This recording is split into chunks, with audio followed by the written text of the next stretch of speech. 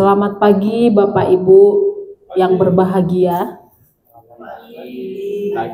Terima kasih atas kehadirannya, sudah memberikan waktunya bagi kami untuk melakukan aksi nyata kami di modul 1.4, yaitu tentang diseminasi budaya positif yang mungkin boleh kita terapkan kepada peserta didik kita.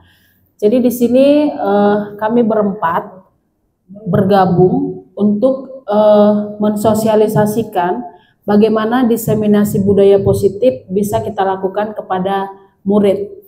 Nah, saya mau memperkenalkan dulu kami berempat di sini.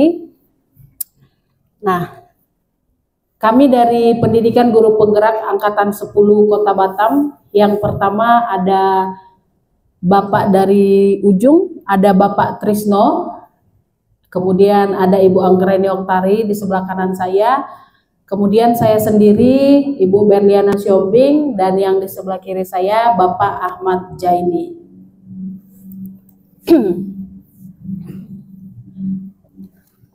Nah, di sini kami berbagi poin-poin yang mau kami jelaskan pada hari ini atau yang mau kami share. Sebenarnya di sini konsepnya kami mau sharing aja Bapak Ibu, supaya kita boleh sama-sama barangkali nanti kita sebagai guru boleh kita terapkan di kelas kita masing-masing. Jadi tidak hanya kami rasakan kami sebagai calon guru penggerak, tapi Bapak Ibu juga yang bukan bagian dari guru penggerak juga bisa melakukan nanti di dalam kelas. Itu tujuan kami untuk berbagi seminar kecil-kecilan ini.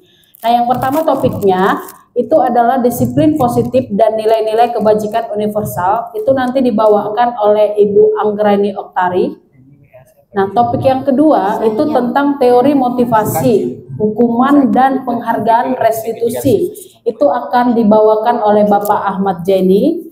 Kemudian yang ketiga adalah keyakinan kelas. Itu akan dibawakan oleh saya sendiri, Ibu Berliana Siombing. Dan yang keempat, kebutuhan dasar manusia juga akan saya bawakan nantinya. Dan untuk topik yang kelima dan yang keenam itu tentang restitusi. Yang pertama tentang 5 posisi kontrol. Dan yang kedua restitusi tentang segitiga restitusi. Itu ada 2 topik, nanti akan dibawakan oleh Bapak Trisno. Oke, baik. Sebelum memulai, kami katanya mau ice breaking dulu Bapak Ibu. Ice breakingnya dibawakan oleh Bapak Trisno. Silakan Bapak Trisno. Baik, terima kasih Bu Berliana. Baik teman-teman, ya sebelum kita memulai kegiatan supaya semangat ya kita ice breaking dulu. Kepada teman-teman bisa berdiri ya. Mohon berdiri. Bapak Ibu CPP juga ya. Kita sedikit kecil-kecilan aja. Ngetes konsentrasi ya, konsentrasi. Siapa yang tidak konsentrasi nggak dapat nasi bungkus. Baik, kalau ada perintah tepuk baru Bapak Ibu tepuk. Kalau tidak ada kata perintah tepuk jangan ditepuk. Kira-kira paham kan? Paham. Kalau tepuk 1, tepuk 2, tepuk 3, oke, tepuk 4, tepuk 4. Ini kayaknya udah konsentrasi. Pesertanya yang pintar. Wah. Ya, terlalu konsentrasi. Konsentrasinya. Baik. Tepuk 2. 2. Masih ada yang salah, kita belum siap-siap kalau masih ada yang salah ya. Tepuk 1, 1. Tepuk 2, 2. Tepuk 3, tepuk 3. Tepuk 2, tepuk 1, 1, 2. Oh, ya. Ya, demikianlah sedikit dari saya. Assalamualaikum warahmatullahi wabarakatuh. Saya lanjutkan ke Bu moderator. Baik, di sini ada pertanyaan pemantik Bapak Ibu. Di pertanyaan pemantik ini kita akan jawab setuju atau tidak setuju. Nanti dari pertanyaan pemantik ini Jawabannya kita simpan untuk sementara dan akan kita temukan setelah kami menjabarkan pemahaman kami tentang yang 6 poin yang sudah dijelaskan tadi. Nah, untuk pertanyaan pertama, hukuman dapat mendisiplinkan anak. Setuju atau tidak setuju Bapak Ibu? Tidak. Oke, tidak setuju. Kemudian yang kedua, pemberian hukuman dengan hal positif seperti membaca atau membersihkan halaman sekolah itu dapat mendisiplinkan anak. Setuju atau tidak setuju? Setuju. Oke, setuju. Berarti yang ketiga, memberi penghargaan dapat meningkatkan motivasi belajar anak. Setuju atau tidak setuju? Setuju? Oke, setuju. Berarti dari ketiga pertanyaan ini ada satu jawaban yang tidak setuju dan 2 jawaban setuju. Pertanyaan pertama kita tidak setuju, yang kedua dan yang ketiga kita setuju. Sepakat ya? Baiklah, nanti dari penjabaran pemahaman kami dari ke-6 poin ini Bapak Ibu, kita akan temukan jawabannya. Apakah jawaban dari pertanyaan pemantik yang kami berikan ini setuju dan tidak setujunya kita sudah tepat atau belum? Nah, untuk itu kami akan lanjut ke materi yang pertama yang topiknya adalah tentang disiplin positif dan nilai-nilai kebajikan universal yang akan dibawakan oleh Ibu Anggraini Oktari. Dipersilakan Ibu.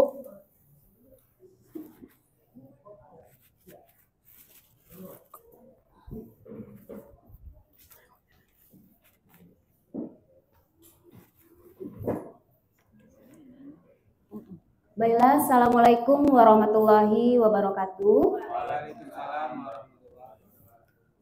Di sini saya akan menyampaikan mengenai disiplin positif dan nilai-nilai kebajikan universal. Dan di sini saya membutuhkan 1 orang dari rekan yang bisa menemani saya di depan. Baik, Bapak Ibu, siapa yang kira-kira bisa maju ke depan? Bisa, boleh. Boleh dipanggil aja satu. Boleh 1 orang ke depan? Boleh, Bu Nisa. Oke, Bu Nisa, minta tolong maju ke depan ya, Bu Nisa. Ada kertas ya? Nah, di sini saya mempunyai 1 buah, anggap ini 1 buah barang berharga, ya, yang nanti di sini akan saya pegang. Jadi Ibu Nisa boleh meminta ini dari saya. Saya sudah buat di sini. Saya pegang ini dan bagaimana Bu Nisa meminta ini dari saya. Oke, sekarang boleh Bu Nisa membujuk saya ataukah memaksa saya. Ini tergantung bagaimana Bu Nisa ingin mendapatkan benda yang ada di dalam genggaman tangan saya ini, ya. Oke, silakan Bu Nisa. Buri, ini boleh nggak minta yang ada di tangan Bu ini? Gimana ya Bu ya? Saya tak maulah memberikan ini ke Bu Nisa. Kenapa? Bagilah. Karena ini punya saya tak mau orang memakai ini. Saya lagi butuh loh Bu. Tapi saya juga butuh ini Bu Nisa. Kalau gitu gantian. Gantian. Hari ini, besok saya kasih lagi sama Ibu. Oh, tidak bisa Ibu Nisa. Kenapa? Ibu kok pelit kali sama saya? Karena ini sangat berharga loh Bu Nisa. Kalau saya berikan ke Bu Nisa, jadi saya bagaimana? Ya, karena itu kita gantian. Karena saya perlu, Ibu perlu, gantian. Bolehlah, kan teman. Emang Bu Nisa mau pakai ini untuk apa? Karena aku pengen aja. Oh, jadi saya tak maulah Bu Nisa. Saya takut ini barang jadi rusak nanti kalau saya kasih ke Bu Nisa. Enggak, akan saya jaga sebaik-baik mungkin. Ya. Saya tidak mau. Ini sangat berharga Bu Nisa. Kalau saya kasihkan ke Bu Nisa, bisa-bisa nanti saya tidak bisa melakukan apa yang saya mau lagi kalau saya kasih ini ke Bu Nisa.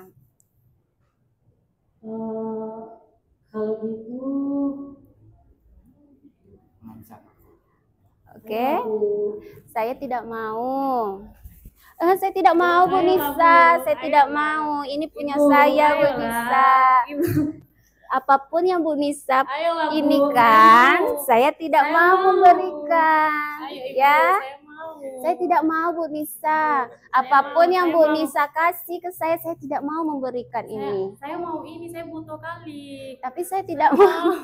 Tapi saya tidak mau Bu Nisa. Oke? Oke. Oke. Baik, silakan Bu Nisa duduk dulu. Terima kasih ya Bu Nisa.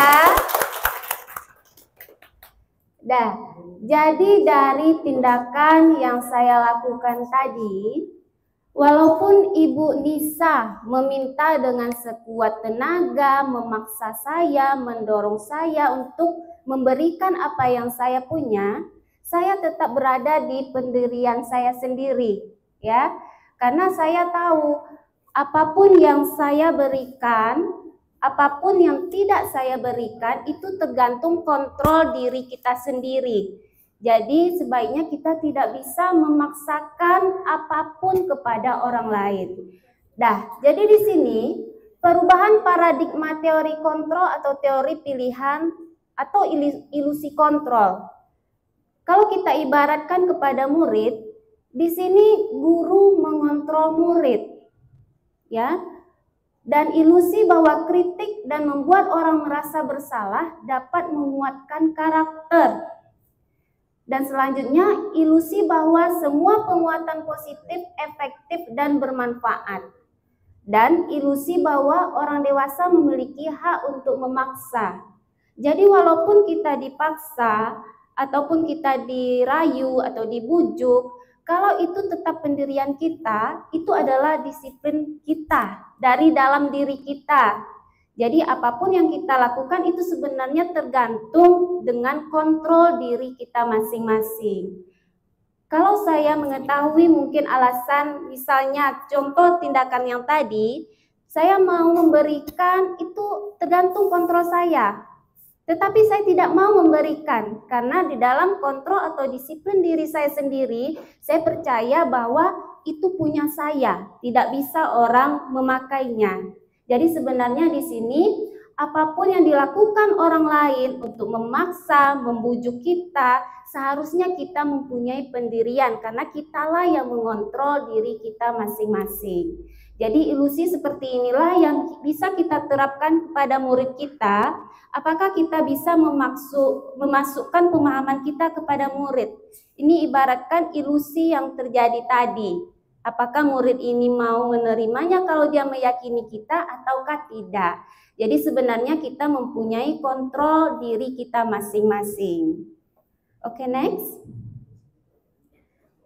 Perubahan paradigma stimulus respon, teori kontrol atau teori pilihan.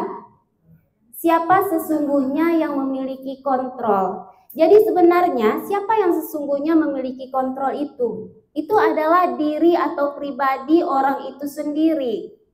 Apakah dia mau dikontrol oleh orang lain atau dia mendengar kata hatinya sendiri?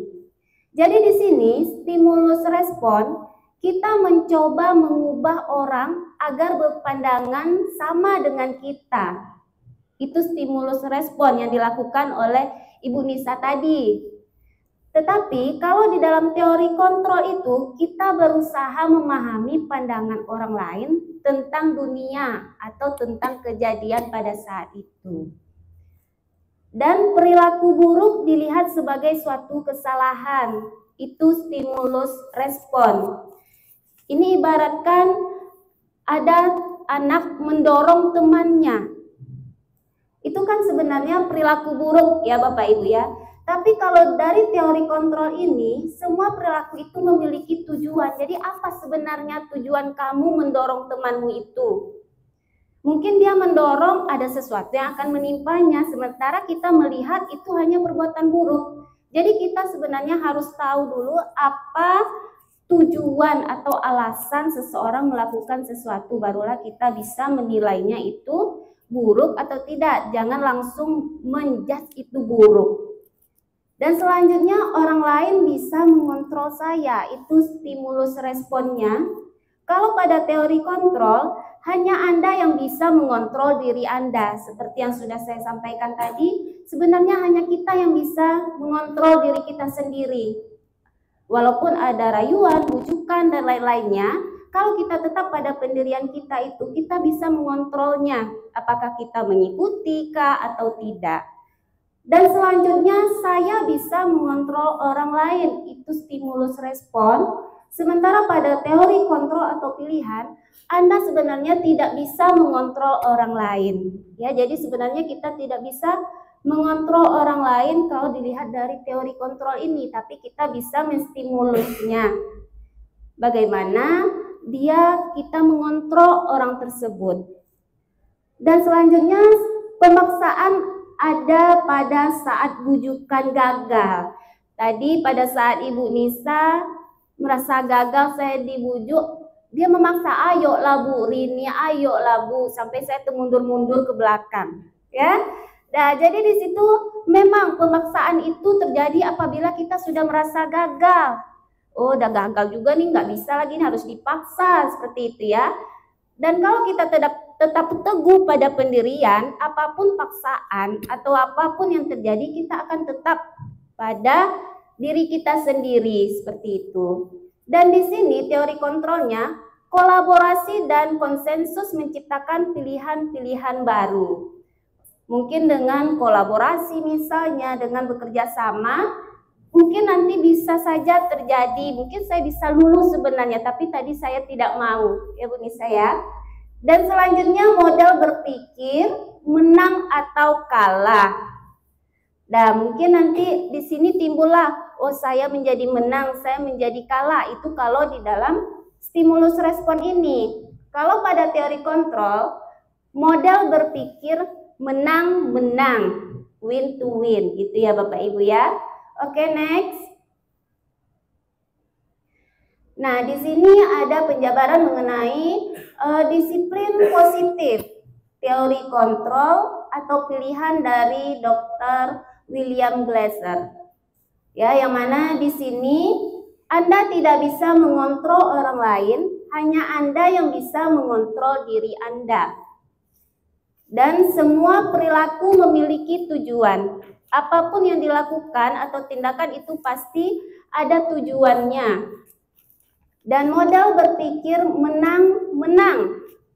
Kolaborasi dan konsensus menciptakan pilihan-pilihan baru. Dan realitas atau kebutuhan kita berbeda. Kita berusaha memahami pandangan orang lain tentang dunia. Setiap orang memiliki gambaran yang berbeda. Seperti yang saya contohkan tadi, anak ini mendorong temannya. Mungkin ada yang memandang, oh anak ini buruk, kenapa dia mendorong? Kalau tidak tahu alasannya. Dan di sini tentunya setiap orang memiliki pandangan yang berbeda terhadap satu kejadian atau satu kasus. Dan di sini makna disiplin positif, belajar kontrol diri dengan menggali potensi kita agar tercapai tujuan mulia, yaitu sesuatu menjadi seseorang yang kita inginkan berdasarkan nilai-nilai yang kita hargai. Dan di sini juga ada teori motivasi. Sebenarnya seseorang bertindak itu ada yang mendasarinya atau motivasi dari dirinya. Yang pertama, untuk menghindari hukuman. Yang kedua, untuk mendapatkan imbalan. Dan yang ketiga, untuk menghargai dirinya sendiri.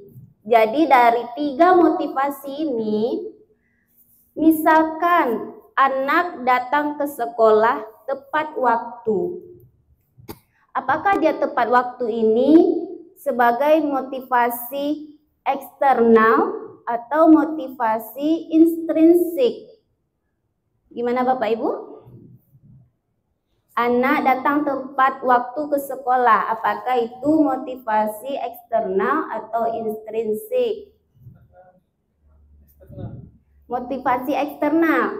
Kalau dilihat dari motivasi eksternalnya, berarti anak ini datang tepat waktu untuk menghindari hukuman. atau untuk mendapatkan imbalan. Imbalan di sini bisa berupa pujian misalnya, oh udah bagus ya nak ya, datang tepat waktu, tidak terlambat, seperti itu. Itu dia untuk mendapatkan motivasi eksternal. Kalau dari dalam dirinya atau motivasi intrinsik, ini lebih kepada dia menghargai dirinya sendiri, sadar dia, oh datang ke sekolah harus tepat waktu, kita tidak boleh malas-malasan. Nah, itu dari motivasi intrinsiknya. Jadi ada dua kategori. Ada yang kategori dia motivasi eksternal dan ada juga yang dari motivasi intrinsik. Dan selanjutnya di sini kita sebagai guru ada 5 posisi kontrolnya. Bapak Ibu di sini ada 5 posisi kontrol ini. Yang pertama itu kita sebagai penghukum, kedua pembuat rasa bersalah, ketiga sebagai teman, 4 pemantau, dan 5 manajer. Ya, dari 5 posisi kontrol ini, kalau penghukum, apabila kita melihat anak melakukan kesalahan, misalnya datang terlambat tadi, kalau kita guru sebagai posisi penghukum, kita langsung memberikan tindakan kepada anak ini tanpa mengetahui apa alasan dia sebenarnya terlambat. Kamu terlambat, lari 10 kali mengelilingi lapangan. Itu berupa hukuman. Kalau pembuat rasa bersalah di sini, kita bertanya kepada anak itu, kenapa datang terlambat nak? Tak kasihan sama ibu ya. Seringkali menasihati kamu saja lagi. Itu contohnya pembuat rasa bersalah kepada diri anak. Dan yang ketiga, itu sebagai teman. Kita mengajak anak ini seperti teman kita. Nak kok datang telat hari ini? Nah, seperti itu ya. Kita menganggap anak itu seolah-olah teman. Dan yang keempat, kita sebagai pemantau. Kita hanya melihat anak ini dan dari sini, oh ternyata dia telat karena ini, seperti itu.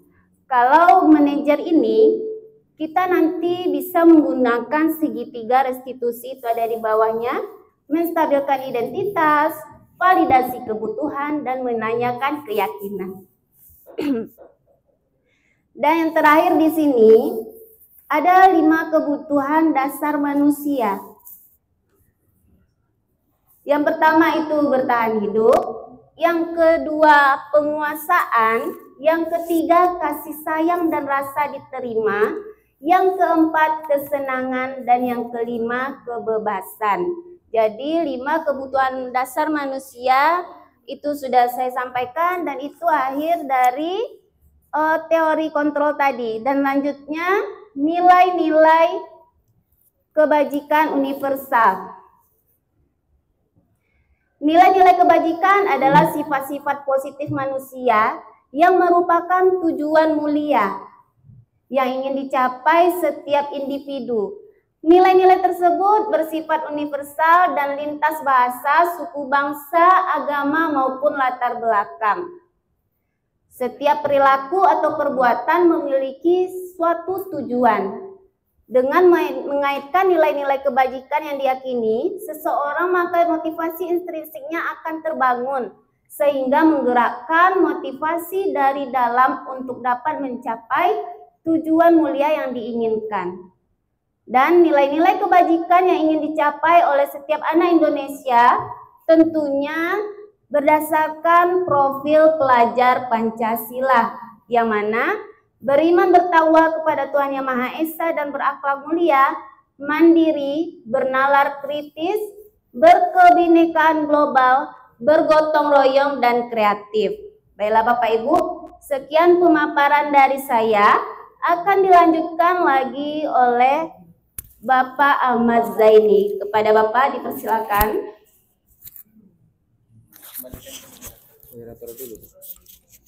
Langsung dah. Langsung. Videonya itu gimana? Nak, kata aja dulu nak. Tadi nggak bisa dijelaskan. Oke, assalamualaikum warahmatullahi wabarakatuh. Selamat siang semuanya. Baik, di sini saya akan melanjutkan.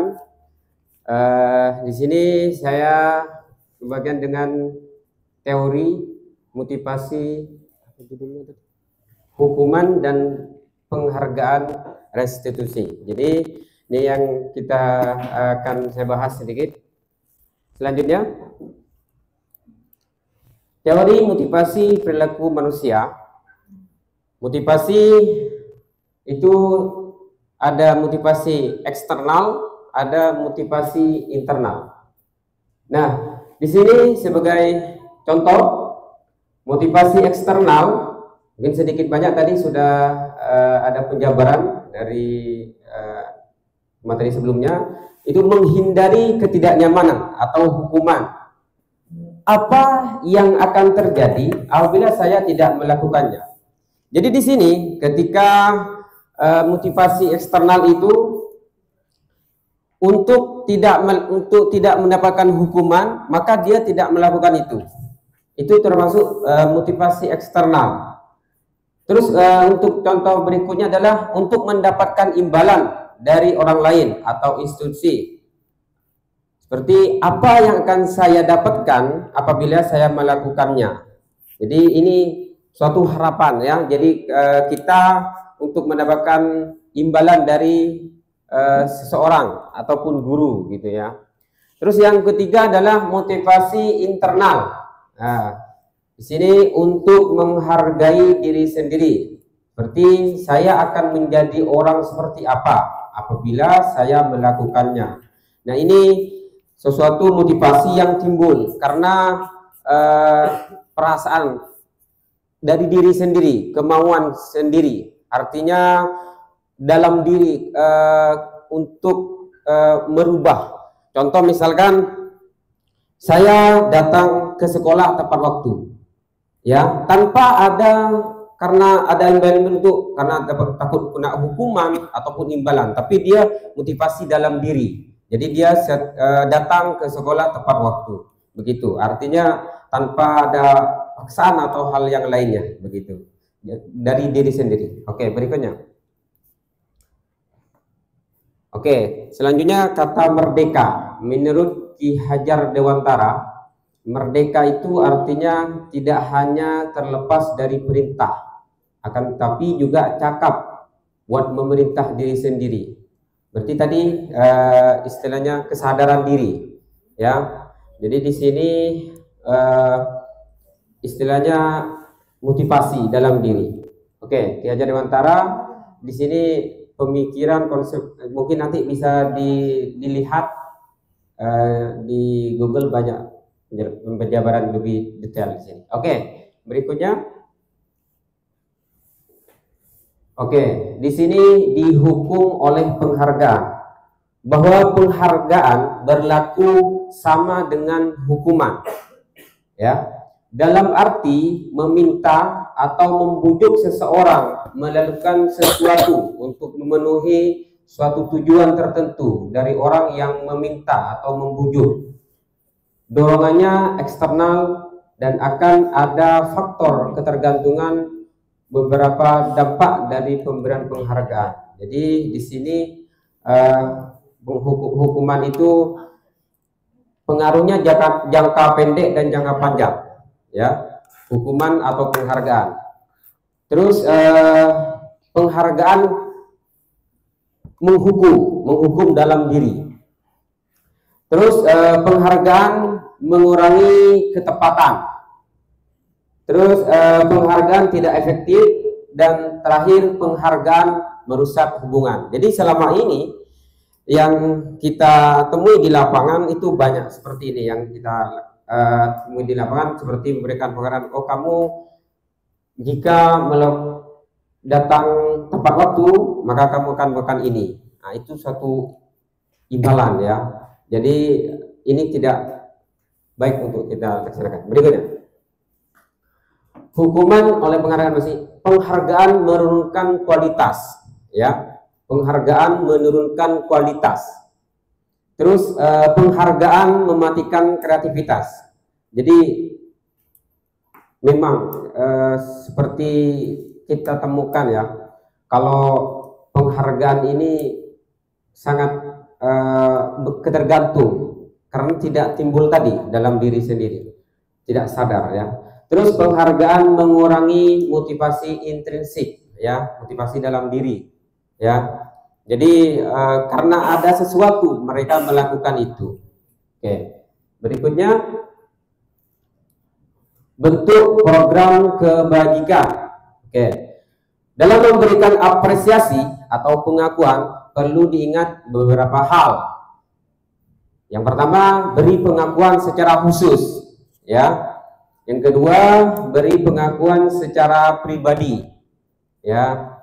Berikutnya, beri pengakuan kepada semua murid atau bergantian. Jadi tidak satu orang saja ya. Berikutnya adalah beri pengakuan secara konsisten ya. Jadi bukan kita berikan pengakuannya hari ini saja. Jadi terus menerus ya, secara konsisten. Berikutnya adalah fokus pada proses. Nah, ini juga. Jadi kita perlu memberikan membuat catatan juga. Jadi bukan hanya kemarin terus besoknya enggak gitu. Terus berproses ya, terus begitu. Oke, berikutnya adalah bentuk program kebajikan atau apresiasi. Contohnya kemarin saya perhatikan nilai kebajikannya rasa empati besar sekali. Nah, situasinya mungkin seperti pada saat menolong murid baru di kelas kita. Terus contoh lagi, saya menghargai nilai kebajikannya itu kepedulian. Situasinya pada saat kamu membantu teman-temanmu di tugas kelompok gitu ya. Terus berikutnya adalah terima kasih. Terima kasih untuk nilai kebajikannya rasa tanggung jawab, dan situasinya pada saat kamu memungut kertas-kertas yang berserakan di lantai. Nah, ini juga yang sering kita temukan di lapangan ya.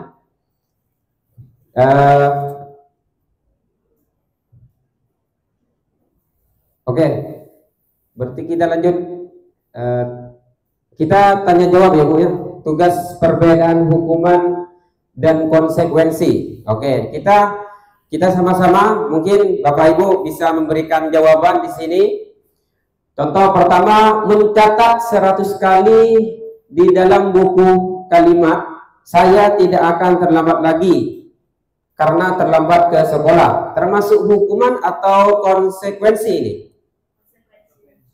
Hukuman atau konsekuensi? Konsekuensi. Oke. Pertama konsekuensi. Yang kedua, lari mengelilingi lapangan basket 2 kali karena terlambat hadir di sekolah. Ini termasuk hukuman atau konsekuensi? Hukuman. Ya, oke. Yang kedua adalah hukuman. Yang ketiga, murid diminta untuk push up 15 kali karena tidak menggunakan masker ke sekolah. Ini termasuk hukuman atau konsekuensi? Hukuman. Ya, oke. Yang ketiga adalah hukuman. Berikutnya yang keempat, membersihkan tumpahan air di meja tulis karena tersenggol pada saat belajar. Ini termasuk hukuman atau konsekuensi? Oke. Menggantikan kertas tugas teman yang telah dicoret-coret. Itu yang nomor 4 ya. Konsekuensi atau hukuman? Oke, sepakat konsekuensi. Oke. Berikutnya yang kelima, membersihkan tumpahan air di meja tulis karena tersenggol pada saat belajar. Ini hukuman atau konsekuensi? Konsekuensi. Sepakat? Oke. Berikutnya yang keenam, murid disuruh untuk mengenakan sepatu seharian di sekolah karena tidak mengenakan sepatu hitam. Ini termasuk hukuman atau konsekuensi? Ini hukuman atau konsekuensi? Tidak mengenakan. Tidak mengatakan murid disuruh untuk tidak mengenakan sepatu seharian di sekolah karena tidak mengenakan sepatu hitam. Ya, oke. Hukuman atau konsekuensi?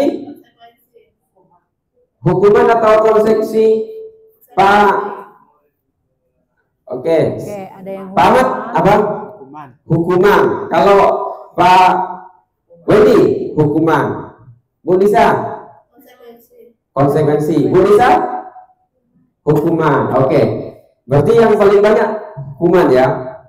Oke, yang terakhir, lari mengelilingi lapangan basket 2 kali karena terlambat 10 menit untuk pelajaran PJOK.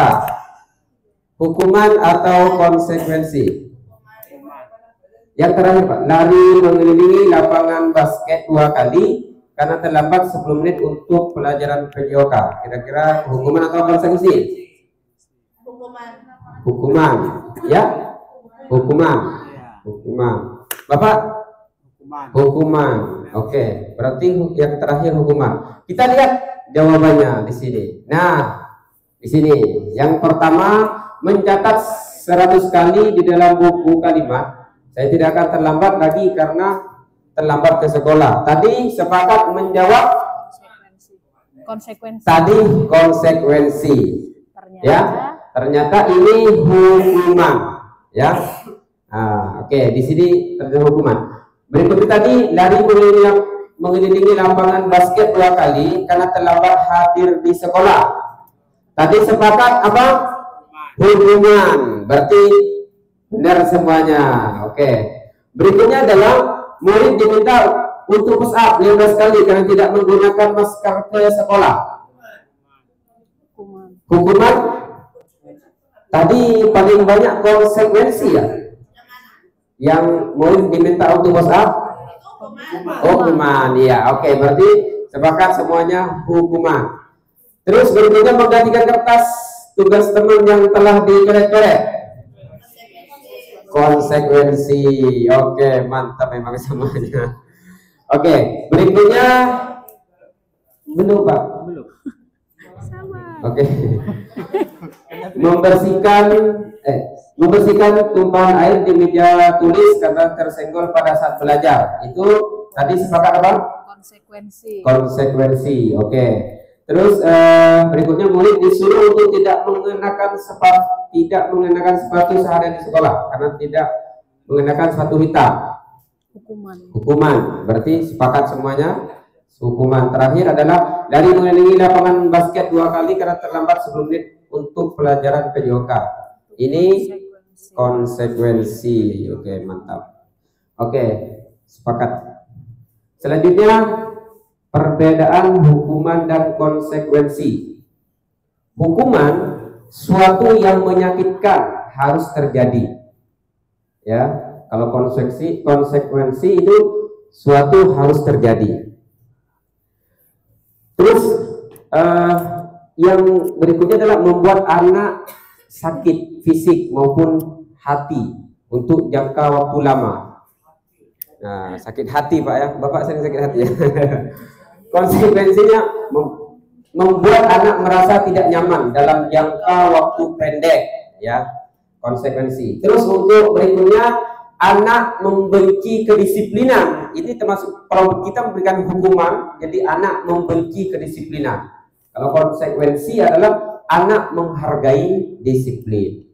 Terus untuk hukuman paksaan, karena terpaksa Pak. Karena terpaksa, karena takut dihukum. Jadi konsekuensinya adalah stimulus atau tanggapan. Hukuman berikutnya adalah mendorong anak menyakiti diri sendiri. Konsekuensi mendorong anak agar mudah menyesuaikan diri. Berikutnya hukuman konsep diri yang buruk. Konsekuensinya adalah konsep diri yang baik. Terus hukuman anak belajar untuk menyembunyikan kesalahan. Jadi karena takut ya Pak ya. Biasanya anak Pak Wendy itu kan begitu Pak ya. Takut dia. Terus konsekuensinya anak belajar untuk mematuhi peraturan. Terus terakhir hukuman marah, rasa bersalah, dipermalukan, merasa tak dihargai. Konsekuensinya kehilangan hak, dibuat tidak nyaman, diasingkan untuk sementara. Jadi ini kita sering selama ini mungkin kita rasakan itu ya, banyak kita memberikan hukuman. Oke. Berikutnya adalah apa itu restitusi? Restitusi adalah proses menciptakan kondisi bagi murid untuk memperbaiki kesalahan mereka sehingga mereka bisa kembali pada kelompok mereka dengan karakter yang lebih kuat. Restitusi juga merupakan proses kolaboratif yang mengajarkan murid untuk mencari solusi untuk masalah mereka dan membantu murid berpikir tentang orang seperti apa yang mereka inginkan menjadi atau tujuan mulia dan bagaimana mereka harus memperlakukan orang lain. Dosen tahun 2004. Oke. Berikutnya identitas sukses, identitas gagal, ya. Jadi hukuman itu termasuk identitas gagal. Suatu yang menyakitkan harus terjadi, ya. Identitas suksesnya disiplin, konsekuensi dan restitusi. Jadi sini suatu harus terjadi dan restitusi merupakan pilihan. Terus hukuman tidak nyaman untuk murid atau anak untuk jangka waktu panjang. Konsekuensinya adalah tidak nyaman untuk murid atau anak untuk jangka waktu pendek. Restitusi yang kita berikan adalah membuatkan untuk murid atau anak dalam jangka waktu panjang. Nah, terus berikutnya adalah korban mendapatkan keadilan. Konsekuensi korban bisa diabaikan, restitusi korban mendapatkan ganti. Terus identitas gagal lagi untuk hukuman, murid atau anak akan tersakiti, ya. Konsekuensi murid atau anak dibuat tidak nyaman, restitusi murid atau anak mendapatkan penguatan. Nah, di sini restitusi. Berikutnya adalah identitas gagal yang hukuman berlaku pasif agresif meningkat. Jadi untuk identitas suksesnya adalah konsekuensi penguatan hanya bertahan dalam jangka waktu pendek. Maka kita berikan restitusi, masalah terpecahkan. Terus berikutnya hukuman. Di sini sistem tidak akan berjalan bila murid tidak takut. Nah, ini yang kita rasakan. Terus identitas suksesnya adalah konsekuensi memerlukan monitoring dan supervisi terus-menerus dari guru. Restitusi yang kita berikan adalah murid belajar bertanggung jawab untuk perilakunya. Berikutnya untuk hukuman berlaku hanya kepada sebuah institusi, tidak berlanjut pada kehidupan nyata. Nah, ini jadi ketika ke masyarakat tidak berlaku. Dan suksesnya adalah konsekuensinya membantu penerapan, mengikuti peraturan dalam masyarakat. Restitusi yang diberikan adalah fokus pada pemecahan masalah dalam jangka waktu panjang. Oke. Berikutnya identitas gagal atau hukuman peraturannya adalah kamu harus, gitu, ya. Jadi memaksa, gitu ya. Jadi identitas suksesnya, konsekuensi yang diberikan adalah apa peraturannya, mampukah kamu melakukannya? Terima kasih. Dan restitusi, nah, restitusi itu apa yang kamu yakini, apa yang bisa kamu lakukan untuk memperbaiki masalah ini. Ini pertanyaannya. Terakhir adalah hukuman murid atau anak membenci peraturan, ya. Jadi takut, tak suka dengan peraturan. Identitas suksesnya atau konsekuensi murid atau anak menghormati peraturan. Restitusi adalah murid atau anak menghormati dirinya dan orang lain. Jadi perlu kita ketahui bahwa hukuman merupakan hal yang negatif, ya. Terus untuk konsekuensi itu netral, ya. Terus yang restitusi hal yang positif. Jadi nanti tinggal milih yang mana, Pak, ya. Bapak Wendy ini sudah melaksanakan, ya, restitusi, ya. Oke. 9 ciri-ciri restitusi. 1, bukan untuk menebus kesalahan. namun untuk belajar dari kesalahan, ya, kesadaran, ya. Yang kedua adalah memperbaiki hubungan, tawaran bukan paksaan, restitusi menuntun. Yang ketiga, untuk melihat ke dalam diri, restitusi mencari kebutuhan dasar. Yang keempat adalah mendasari tindak. Restitusi diri adalah cara yang paling baik. Berikutnya adalah restitusi fokus pada karakter, bukan tindakan. Terus berikutnya adalah restitusi fokus pada solusi. Restitusi mengembalikan murid yang berbuat salah pada kelompoknya. Jadi sangat baik kita bisa dikembangkan, dilaksanakan di sekolah untuk restitusi ini. Berikutnya sudah, mungkin cukup itu saja dari saya. Demikian. Assalamualaikum warahmatullahi wabarakatuh. Selamat siang. Baik, terima kasih Bu Berliana. Baik teman-teman semua, ini pada masuk bab terakhir ya. Kebetulan saya dapat 5 posisi kontrol. Baik, sebelum saya memulai, saya akan membaca pantun terlebih dahulu ya, biar semangat. Pergi berlayar ke Pulau Penyengat. Ke Pulau Penyengat memancing ikan.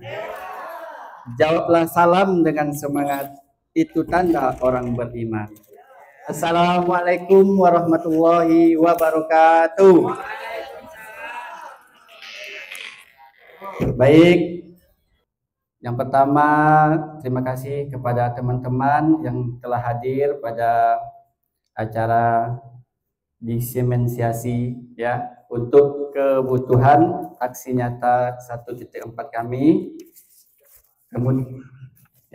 Kemudian yang saya hormati Wakil Kurikulum SMP Negeri 47 Pak Ahmad Ansari, kemudian yang saya hormati teman-teman sejawat, kemudian yang saya hormati Bapak Ibu CGP. Selanjutnya saya akan berbagi pengalaman ya Bapak Ibu ya. Ini hanya berbagi pengalaman saja, tidak ada maksud menggurui ya. Karena kegiatan diseminisasi ini kalau diartikan dalam kamus KBBI itu artinya penyebaran luasan ide atau gagasan dan sebagainya. Saya ambil di sini sebagainya. Sebagainya itu ya saya memberikan pengalaman saya saja sebagai selama mengikuti guru penggerak pendidikan, guru penggerak. Baik, 5 posisi kontrol yang ada pada diri kita sebagai pendidik. Yang pertama Bapak Ibu, posisi kita itu ada yang namanya sebagai penghukum. Ya, penghukum. Yang kedua, posisi kita itu ada sebagai pembuat rasa bersalah. Yang ketiga, posisi kita itu sebagai teman. Yang keempat, posisi kita itu sebagai pemantau. Yang kelima itu sebagai manajer. Ya. Di sini ada 5 posisi kita Bapak Ibu sebagai guru. Ya. Kalau kita berada dari segi penghukum atau pembuat rasa bersalah, maka peserta didik itu tidak akan muncul rasa kesadaran dirinya dari internal dia. Dia akan hanya takut kepada kita karena sebagai menghindari hukuman. Itu kalau kita sebagai penghukum atau pembuat rasa bersalah. Kemudian kalau kita ada di posisi sebagai teman pemantau, maka juga akan timbul perubahan eksternal, internal tidak akan muncul. Anak murid itu akan hanya memandang kita sebagai takut apabila sebagai mengharapkan imbalan atau ketergantungan pada orang lain. Jadi sebagai penghukum, pembuat rasa bersalah, sebagai teman pemantau ini kurang baik posisi yang ada pada diri kita. Ya, yang paling baik itu adalah posisi sebagai manajer. Ya, kita posisikan diri kita sebagai manajer, sebab apabila kita guru ini kita posisikan sebagai manajer, maka anak itu akan timbul motivasi dari internal. ya, dia akan lebih menghargai diri dia sendiri. Kemudian Bapak Ibu, ya saya singkat saja. Di sini ada contoh kita sebagai manajer, sebagai pemantau, sebagai teman, pembuat rasa bersalah, dan sebagai penghukum. Kalau sebagai penghukum tuh kita lebih banyak ke menghardik, menunjuk, menyakiti, menyindir. Itu akan berdampak negatif pada anak. Anak akan sakit hati, akan timbul rasa dendam. Apabila kita sebagai posisi pembuat rasa bersalah, anak itu juga akan merasa tersakiti, akan merasa terhardik dan juga menunjuk-nunjuk.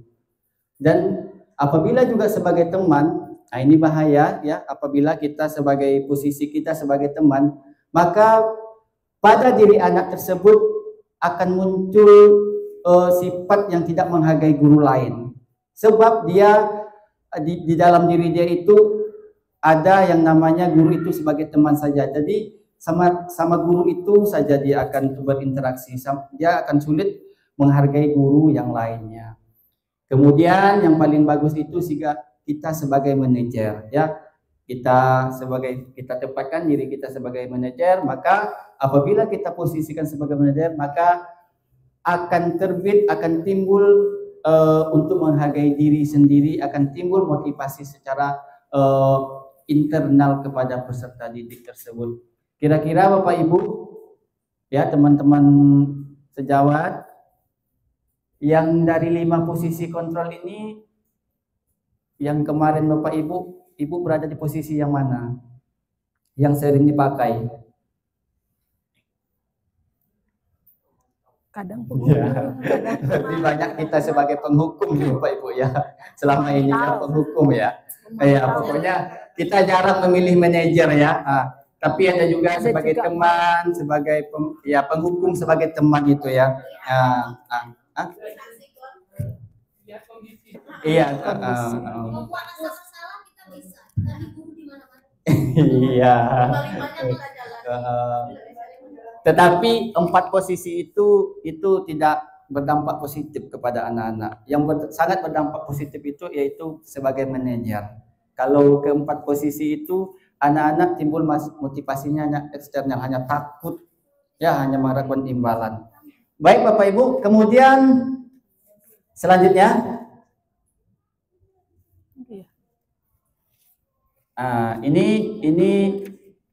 ini pertanyaan-pertanyaan yang muncul kalau kita sebagai penghukum, pertanyaan yang muncul itu, saya kecewa sekali dengan kamu. Siapa yang mengatakan? Pembuat yang merasa bersalah.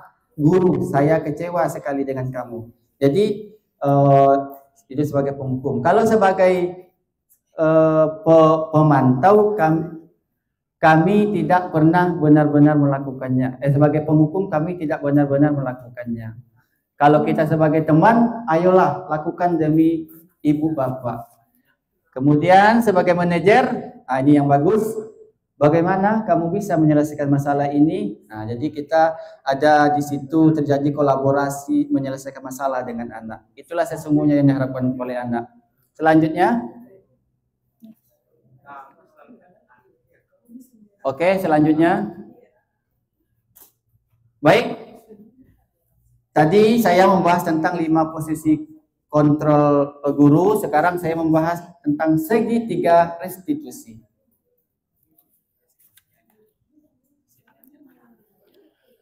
Baik Bapak Ibu, segitiga restitusi ini yaitu cara yang paling baik dalam menyelesaikan masalah yang saya pernah pelajari. Ya, ini dapat di dalam guru penggerak ya.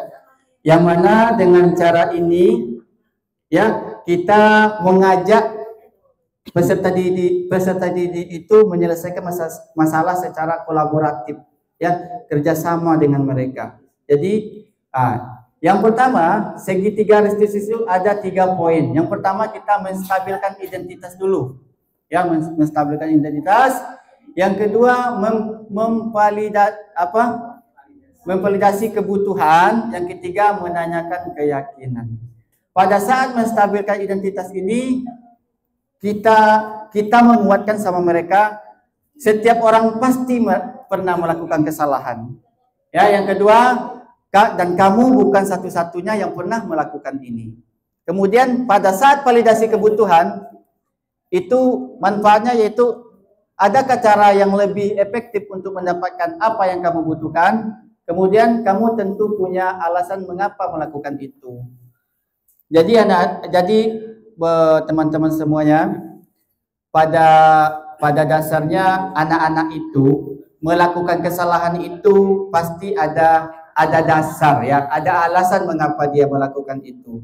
Contoh, terlambat datang ke sekolah. Pasti kita tidak boleh menghardik langsung. Kita tanya dulu alasan, apa sebab alasan? Bisa jadi mereka membantu orang tua sampai larut malam atau dan sebagainya.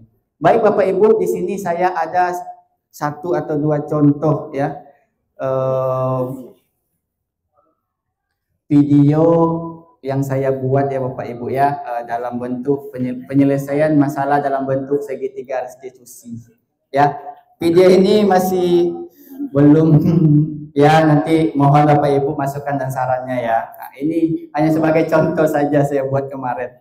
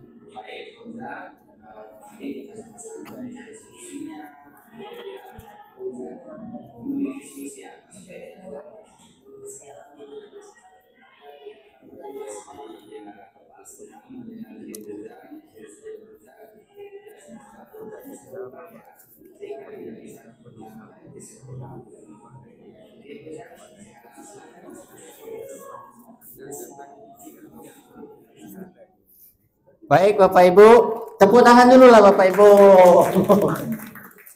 Itu penyelesaian masalah lewat segitiga restitusi. Jadi kita tanyakan dulu mengapa terlambat. Tentu dia punya alasan. Kemudian kita validasi. Menurut kamu terlambat itu salah atau tidak? Salah. Jadi mereka timbul dari internalnya salah. Bersedia untuk memperbaiki? Bersedia. Jadi dari dalam mereka yang dikenal nanti kesepakatan atau keyakinan kelas lagi ya itu. Selanjutnya ini tadi segitiga restitusi itu ada yang poin pertama menstabilkan identitas dulu, maksudnya untuk membuat anak yang merasa gagal karena berbuat salah menjadi positif terhadap dirinya. Jadi tidak semua anak itu salah berdampak negatif. Kita jadikan kesalahan dia itu supaya berdampak positif sama dia. Bagaimana caranya? Yaitu dengan menstabilkan identitas. Yang kedua ada namanya poinnya selanjutnya validasi kebutuhan. Ini tujuannya apa Bapak Ibu untuk memvalidasi kebutuhan? Untuk membantu murid mengenali kebutuhan dasar yang ingin dipenuhinya. Kita melakukan kesalahan itu. Pada dasarnya setiap tindakan manusia tujuannya adalah memenuhi kebutuhan dasar. Apakah itu penguasaan, kebebasan, kasih sayang, dan rasa diterima, kesenangan atau bertahan hidup. Jadi Bapak Ibu maksudnya di sini kita membantu murid ya, membantu murid untuk mengenali kebutuhan dasar. Oh, dia melakukan keterlambat di kelas ini apa? Main HP begadang. Kenapa main HP sampai malam? Karena tidak ada kasih sayang dari orang tua. Di situ kita bisa kenal, oh, kebutuhan anak ini rupanya kasih sayang atau perhatian. Nah, di situ kita menggali masalah yang negatif tadi bisa kita jadikan berdampak positif. Dan selanjutnya menanyakan keyakinan. Apa manfaat menanyakan keyakinan ini? Yang pertama untuk melihat kesalahannya dihubungkan dengan norma sosial dan nilai-nilai yang mendasari manusia berinteraksi dengan yang lain. Menanyakan keyakinannya, terlambat itu menurut kamu salah atau tidak? Salah. Kira-kira melanggar nggak? Melanggar. Nah, itu namanya meyakinkan. Kemudian kita cari solusi. Kemudian bersedia untuk memperbaikinya, bersedia. Ya, jadi Bapak Ibu atau teman-teman sejawat yang saya hormati, apabila kita menerapkan 5 posisi kontrol ini sebagai manajer dan menerapkan segitiga restitusi ini dalam menyelesaikan masalah, insya Allah anak-anak tidak akan ada yang tersakiti, semua masalah akan terselesaikan dengan baik, sehingga terciptalah yang tadi yang namanya pelajar profil Pancasila, berakhlak mulia, bergotong royong, kreatif, serta bernalar kritis dan beriman bertakwa kepada Tuhan Yang Maha Esa. Saya kira itu Bapak Ibu penjelasan dari saya. Ini hanya sekedar berbagi pengalaman ya yang saya dapat di pendidikan guru penggerak. Lebih kurang mohon maaf. Kalau ada pertanyaan nanti kita ada sesi pertanyaan, Bu, dari teman-teman. Boleh ya Bapak Ibu ya, habis ini selepas saya tutup ini ada tanya jawab, tujukan kepada siapa, kepada TGP siapa yang ingin bertanya, silakan Bapak Ibu ya. Kemudian nanti akan kita tuangkan lewat refleksi. Oke, teman-teman semua, semoga ilmu yang penjabaran tadi, pengalaman tadi bisa bermanfaat bagi kita semua. Dan saya sudahi dengan Assalamualaikum warahmatullahi wabarakatuh. Selamat siang semuanya. Bapak Ibu, demikian penjabaran tentang modul 1.4 berdasarkan pemahaman kami. Jadi apa yang sudah kami dapatkan di sini kami bagikan dan kami share kepada Bapak Ibu sekalian. Nah, sekarang saya mau kembali ke yang tadi Bapak Ibu, pertanyaan pemantik kita tadi, yang setuju dan tidak setuju itu. Masih ingat pertanyaannya tadi? Pada poin 2.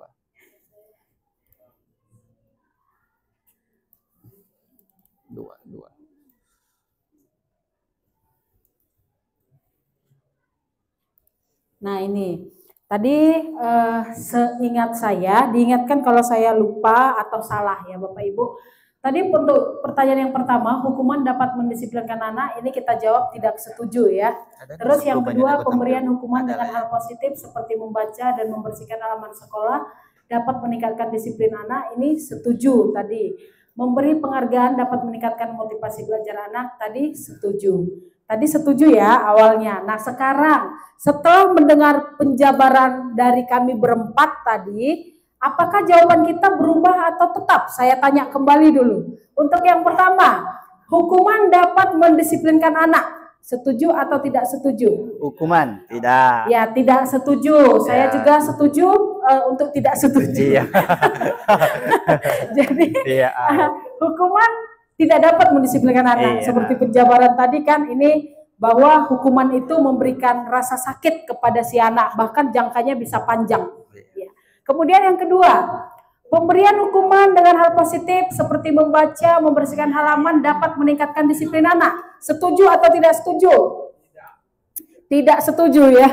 Jadi berubah, setuju atau tidak nih? Iya, tadi kan ada 3 poin. Kembali saya ulang, tadi ada 3 poin yang dijabarkan oleh teman saya dari Bapak Jen. Tadi ada hukuman, ada namanya konsekuensi, dan yang ketiga ada namanya restitusi. Pada hukuman memang tidak bisa mendisiplinkan anak. Yang kedua ini adalah konsekuensi. Ya, konsekuensi itu sifatnya netral. Jadi dia bisa ke arah negatif, bisa ke arah positif. Tapi tergantung anaknya dia mau bawa positif atau negatif. Yang kita takutkan si anak ini nanti bisa bawanya jadi ke negatif. Nah, tetapi kalau dia restitusi, dia memang kan disiplin positif. Jadi tidak dengan memberikan konsekuensi, tapi si anak melakukan sendiri dari keyakinan yang sudah dibuat itu. Kemudian memberi penghargaan dapat meningkatkan motivasi belajar anak. Setuju atau tidak setuju sekarang? Setuju atau tidak? Tidak. Jadi ketiga-tiga tidak setuju ya jadinya ya. Nah, karena tadi juga sudah dijabarkan kan bahwa penghargaan itu sebenarnya hukuman loh. Hukuman penghargaan namanya. Jadi penghargaan itu juga negatif maknanya. Jadi misalnya coba kamu sapu itu, nanti setelah kamu sapu nanti saya dapat nilai 90 ya Bu. Nah, sering kan anak bilang itu, Bu, kalau saya ini, Ibu kasih saya nilai ini ya. Nah, itu negatif juga ternyata maknanya jadi Bapak Ibu. Jadi memang reward untuk sekarang itu tidak disarankan. Jadi kita sebagai guru, kalau memang dulu namanya pendidikan kan berkembang ya Bapak Ibu ya. Kalau dulu mungkin reward ada beberapa kurikulum yang menyarankan reward, tapi untuk sekarang memang reward tidak disarankan. Jadi untuk pemberian penghargaan itu tidak disarankan karena itu akan membangun anak ke arah yang negatif. Jadi dia mau mengerjakan ya karena itu gitu. Jadi sekarang dari pertanyaan pemantik ini ternyata ketiga-tiganya itu tidak setuju. Ya, jadi terima kasih Bapak Ibu. Berarti pemahaman kita saya pikir sudah bisa ini ya sama sekarang ya, yang tadinya kita awalnya berbeda, sekarang pemahaman kita sudah menjadi sama. Nah, untuk yang terakhir mungkin ada pertanyaan Bapak Ibu yang mau ditanyakan ke kami? Boleh ditanya saja. Mau ke siapa saja boleh. Refleksi bagi kertas ya. Pak Pandi.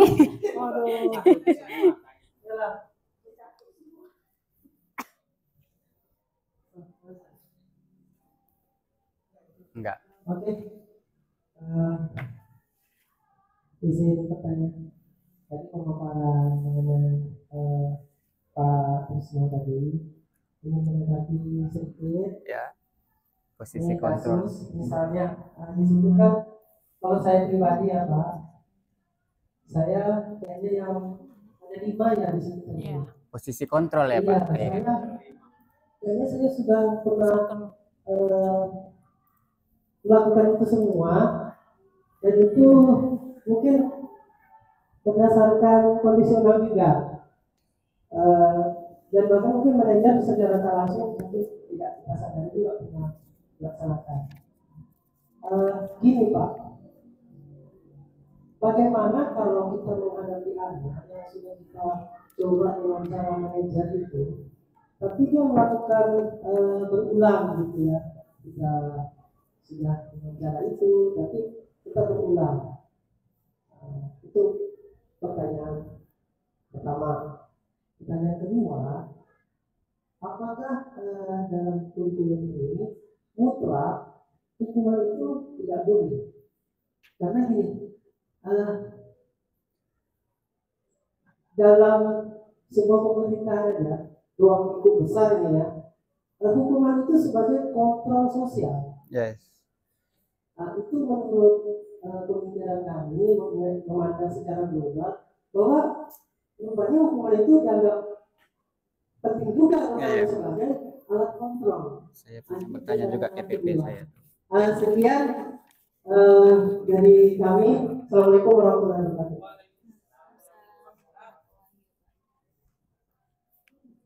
Baik, terima kasih. Kita Bapak Krisno menjawab. Silakan Pak.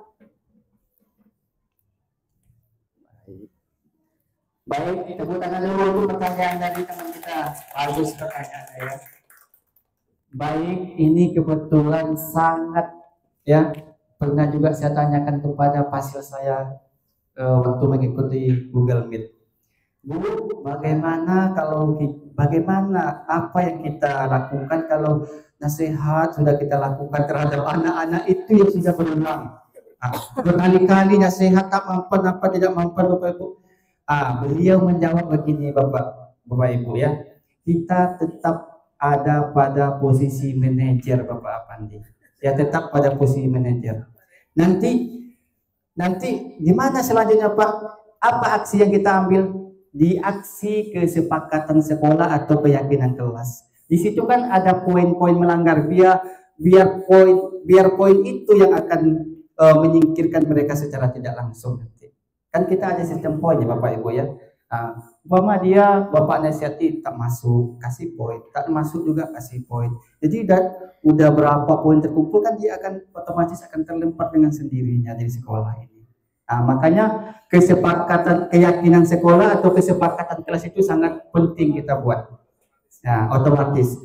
Kemudian masalah hukuman itu penting ada tidak? Begini Bapak Ibu, saya pernah menanyakan juga, Bu, apakah kita tidak boleh main fisik? Rupanya tidak boleh main fisik. Bahkan saya disodorkan dengan Undang-Undang 2020 Bapak baca katanya bahwa situ tidak boleh guru melakukan hukuman secara fisik. Jadi hukuman itu ada dua, Bapak. Ada verbal sama fisik. Fisik tidak boleh dilakukan sama sekali. Kalau verbal masih boleh. Hukuman fisik tidak boleh sama sekali. Nah, itu saya tanyakan Bapak Ibu ke fasil saya. Jadi Bapak Pandi, hukuman itu kalau kita mau menghukum anak cukup dengan verbal saja. Fisik tidak boleh. Ya, kalau masalah anak yang berulang-ulang tadi, biar kesepakatan atau keyakinan sekolah saja yang bisa melempar dia keluar dari sekolah ini. Karena kita sedang poin, mama terlambat 5, kita nasihati tidak mampu 5. Nah, itu pentingnya kesepakatan kelas sama poin tadi untuk kita jalan bersama. Begitu jawaban saya Pak Pandi, lebih kurang mohon maaf. Terima kasih. Oke, baik. Terima kasih Bapak Trisno buat jawabannya. Sudah Bapak Pandi? Jawabannya sangat memuaskan. Oke, baik, terima kasih. Nah, tapi sedikit mau saya tambahkan dulu. Ada yang mau saya tambahkan. Begini, apakah tidak boleh menghukum? Tadi kan begitu. Tadi kalau tidak salah dari Purini kita ada mendengar yang namanya konsep win to win tadi.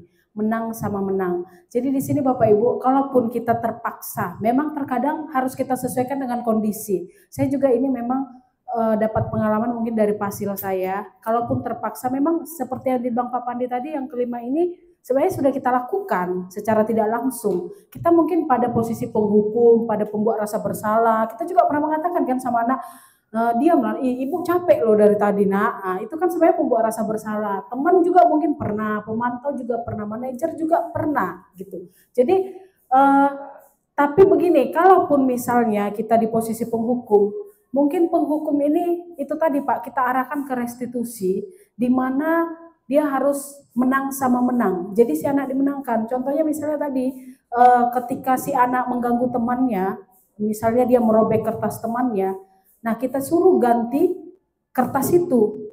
Nah, jangan kita suruh sana cuci WC kamu. Kalau itu kan dia menang kalah Pak. Tidak ada efek yang dia dapatkan dari mencuci WC itu. Tidak ada. Dia akan sakit hati. Yang diingat dia, baru aku robek. Itu pun aku robek tadi karena diganggunya, ditendangnya kakiku. Makanya ya jadi aku yang cuci WC. Nah, itu jadi sakit hati yang dia dapat. Tapi cukup mungkin dengan cara ganti saja dengan yang baru. Setelah kita ajak, itu namanya itu tadi Pak restitusi. Mungkin secara pandangan itu hukuman juga menurut si anak. Dengan mengganti misalnya kertas yang disobeknya itu hukuman juga sama dia. Tapi itu pengarahan kita ke restitusi tadi Pak.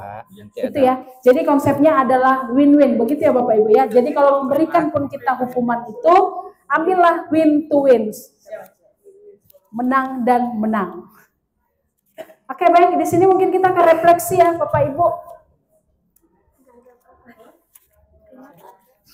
Nah, itu dibagikan sticky note untuk ditempel nanti di sini di refleksi yang kami buat. Ini untuk pertanyaan pertama dulu. Yang dia kan ada 3 kertas. Kita tanyakan perasaan mereka mengikuti ini, kemudian harapan mereka, kemudian refleksi tentang materi ini ya. Materi 3 kertas. Nah sekarang pertanyaannya. Dia 3 kertas, 1 orang 3. Ya 1 orang 3 kertas. Nanti pertanyaan 1, 2, dan 3. Bisa.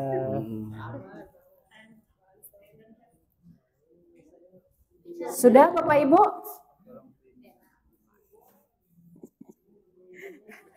Siapa Oke, yang kita mulai ya. Yang pertama dulu.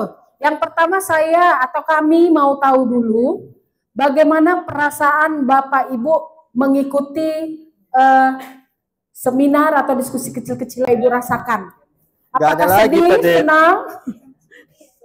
Perasaan. Ditulis Pak di sticky note, nanti ditempel di sana.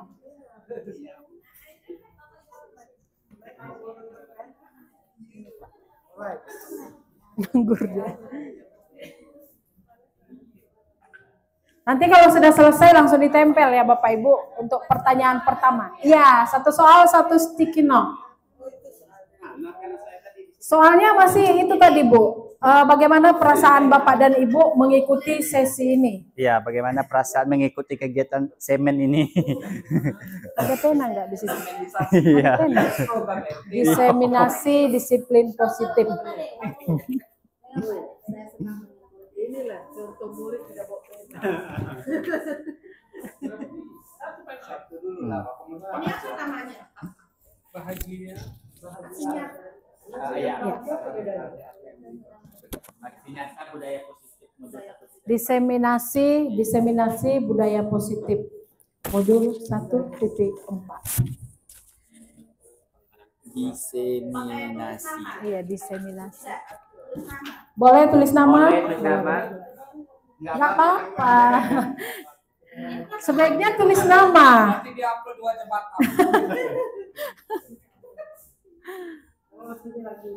Oke, kalau sudah selesai langsung ditempel. Posisinya paling atas di sini. Atau sekalian aja, Bu. Sekalian aja dia maju ke depan, orangnya maju ke depan, 3 tempel. Yang pertanyaan kedua aja. Harapan lagi. Oh ya.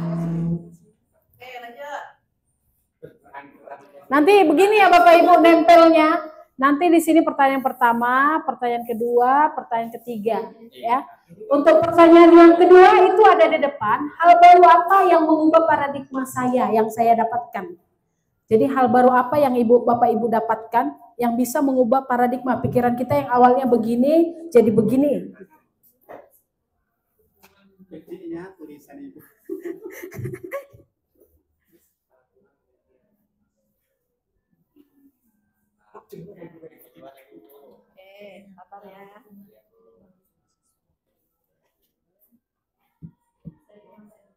Jawab yang jujur ya Bapak Ibu ya. Jawab dari dalam hati. Jangan jawab di luar pikiran. Dari dalam hati, tuangkan pikiran lewat tulisan.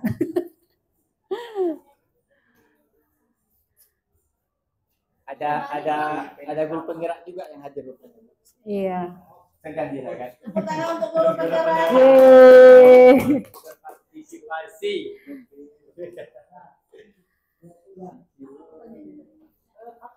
Bagaimana perasaan Ibu? Hal baru apa yang mengubah paradigma saya? Yang saya ya, misalnya yang tadinya pemikiran kita begini, setelah mendengarkan pemahaman tadi jadi begini gitu.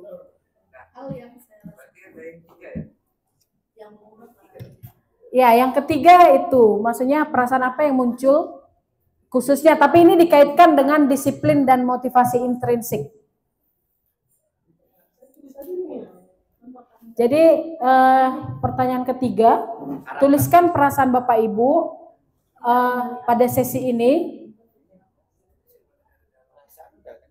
Udah. Nah, yang ketiga itu harapan. Apa yang Bapak Ibu inginkan? Harapan kita bersama-sama untuk murid-murid kita.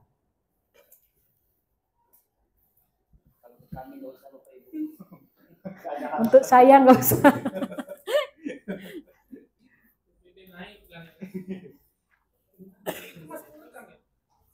Masih.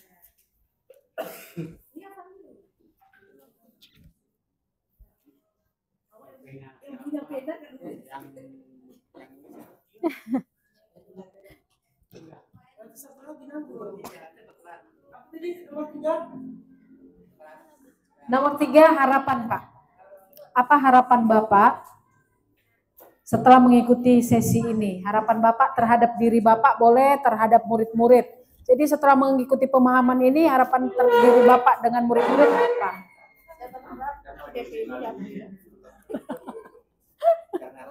Tolong, jangan.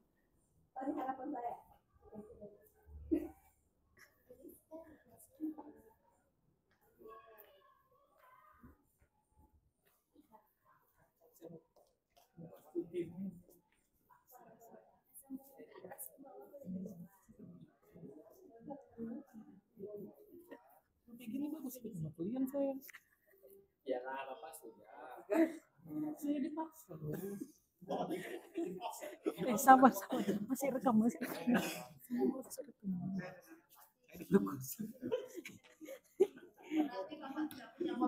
Iya.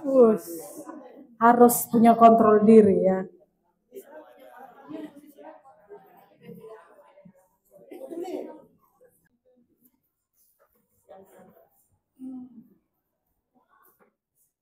Belum, masih ada. Ini belum mulai. Oke, langsung ditempel.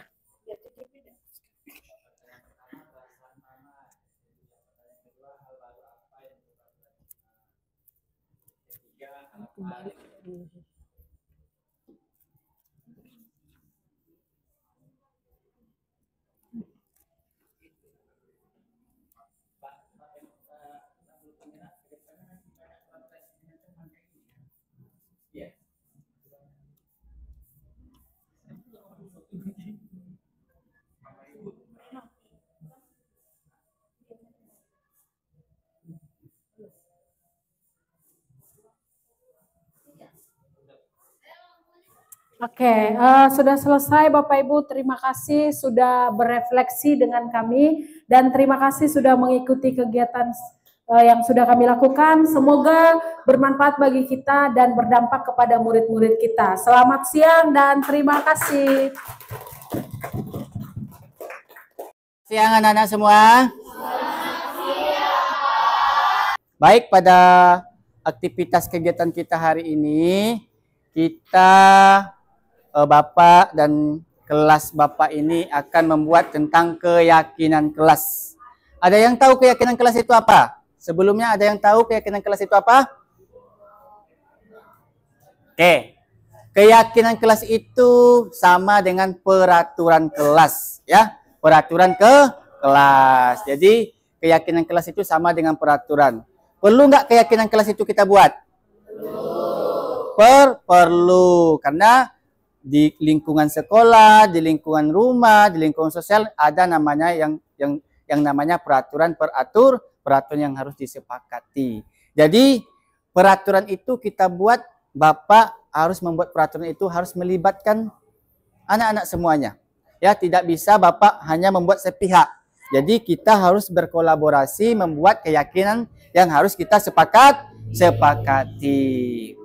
Ya, nanti dari ide-ide atau pemikiran atau masukan dari anak-anak Bapak, kita akan kucurkan atau kita akan kucutkan menjadi 7 peraturan kelas. Tergantung nanti pendapat kita masing-masing. Jadi Bapak berharap pada saat membuat keyakinan kelas atau peraturan kelas itu, kamu betul-betul memikirkan dari hati yang paling dalam. Ya, apa yang kamu yakini. Ya, apa yang kamu yakini dan bisa dilaksanakan, ya. Jangan hanya sebatas membuat atau meyakini tapi tidak bisa melaksanakan, seperti datang tepat waktu saat jam pembelajaran. Itu kan mungkin ada ide yang timbul atau pemikiran, tapi setelah diyakini tapi tidak bisa mempraktekkan, masih nanti terlambat setelah istirahat. Paham kira-kira? Ya, yang kamu yakini, yang kamu bisa laksanakan. Kira-kira begitu ya. Nanti baru kita dari sekian banyak ide atau pendapat nanti kita kucurkan dalam 7 bentuk peraturan kelas. Kira-kira anak Bapak setuju? Sepakat dalam membuat keyakinan kelas ini? Sepakat. Baik. Yang pertama, Bapak menanyakan dulu perasaan kamu hari ini. Perasaan kamu gimana hari ini? Perasaannya gimana? Senang. Kemudian harapannya, ada harapan yang positif nggak dalam diri? Berangkat dari rumah tadi punya harapan nggak ke sekolah? Punya. Mudah-mudahan perasaan dan harapan kamu bisa memberikan kamu semangat yang lebih menunjang kesuksesan kamu di masa depan. Amin. Ya, baik. Agar efektif, agar waktu aktivitas kita berjalan efektif, Bapak minta masing-masing kamu membuat keyakinan kelas atau kesepakatan kelas yang akan kita jalankan selama kita berada di kelas ini. Siap? Siap. Jadi Bapak sudah masing-masing kita sudah mempunyai apa namanya? Apa namanya? Sticky note. Ya, sticky note. Ya, di sticky note itu tuliskan keyakinan apa, peraturan apa yang pengen kamu mau atau kamu yakini. Nanti kita masing-masing peserta kita akan tempelkan di tempat yang telah Bapak sediakan. Siap ya? Kira-kira butuh berapa menit untuk membuat keyakinan kelas ini? Butuh berapa? Bapak kasih waktu 2 atau 3 menit ya. Ya, pikirkan baik-baik dengan hati, ya, dengan jiwa yang tenang ya. Bisa nggak kira-kira ini saya patuhi? Bisa nggak kira-kira ini saya ikuti? Ya, keyakinan ini ya. Oke, siap? Oke, silakan ya.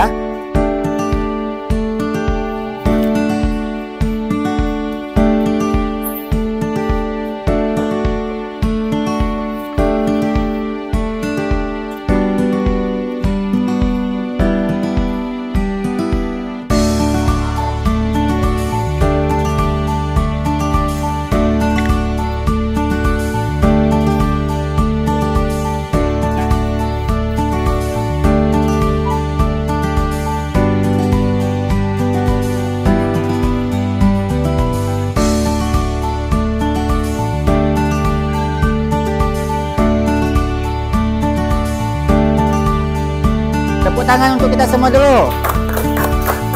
Baik, selanjutnya Bapak minta dari barisan ini dulu, terlebih dahulu menempelkan di sini ya. Barisan ini silakan tempelkan ke depan anak-anak Bapak ya. Oke, silakan maju dengan tertib, tempelkan ya. Oke, tempelkan satu. Pastikan yang lengket ya.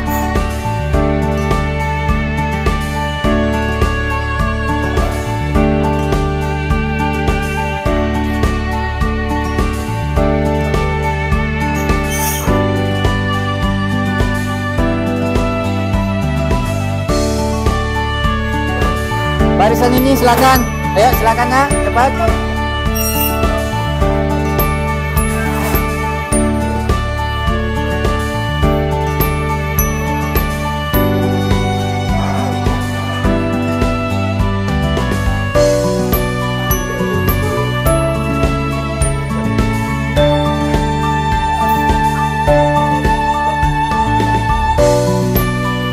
Barisan ini silakan. Silakan Selen.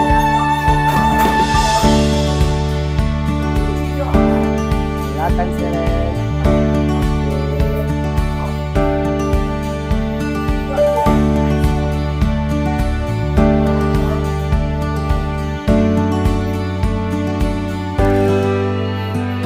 Oke.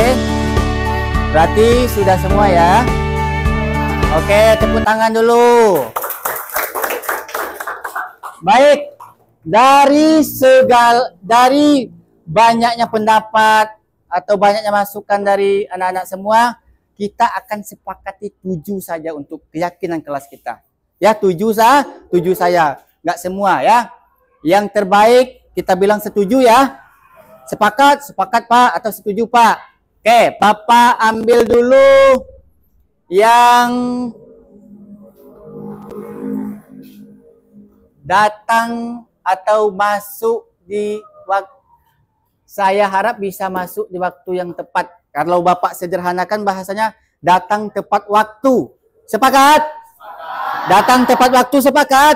Sepakat. 1 ya. Datang tepat waktu. Berarti datang tepat waktu. 1 poin datang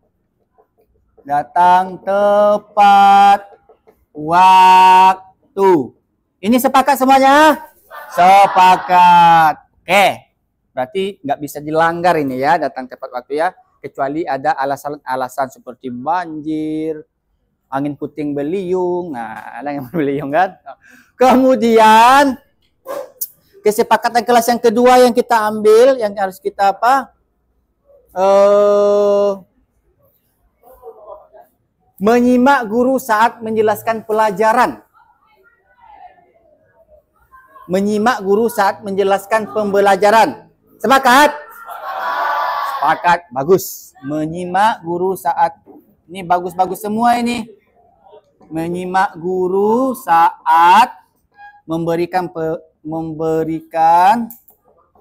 pembelajaran. Oke, ada 5 lagi, 3. Yang ketiga, mengerjakan piket kelas. Sepakat? Oke, mengerjakan piket kelas. Pasti dong, biar kelas kita bersih. Oke, yang keempat yang harus kita sepakati, semua masukannya sangat positif, tapi harus kita pilih 7 yang terbaik di antara yang baik ini.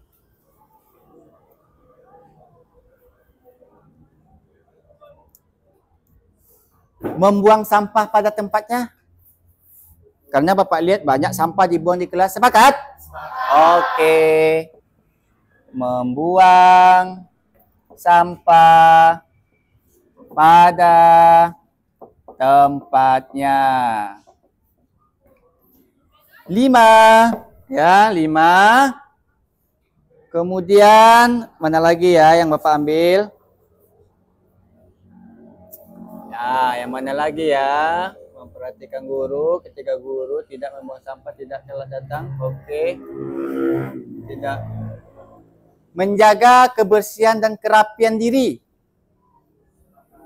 Sepakat? Menjaga kebersihan dan kerapian diri seperti baju masuk, rambut pendek, kuku pendek. Sepakat? Oke.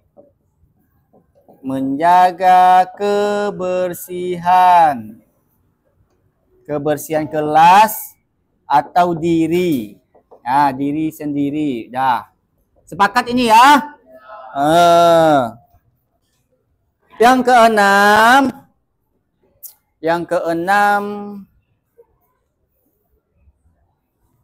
tidak bermain dalam kelas ketika istirahat. Sepakat? Sepakat? Oke. Tidak bermain jam istirahat ya, tidak bermain di kelas ketika jam istirahat.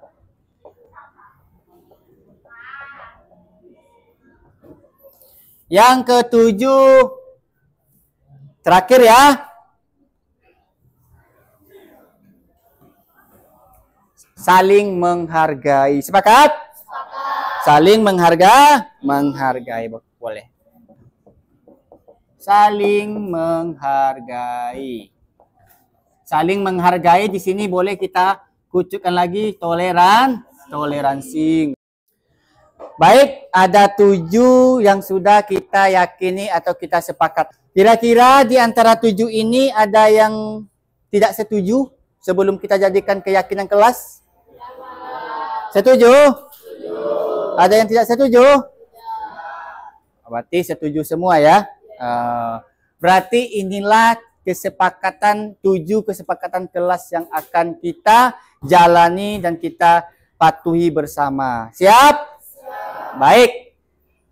Baik anak-anak bapak semuanya, demikianlah hasil pembuatan keyakinan kelas atau kesepakatan kelas kita. Mudah-mudahan dengan keyakinan, dengan adanya kesepakatan kelas ini, kita bisa menjadi peserta didik yang lebih bijaksana lagi, lebih baik lagi, dan bisa sukses nantinya di masa yang akan datang.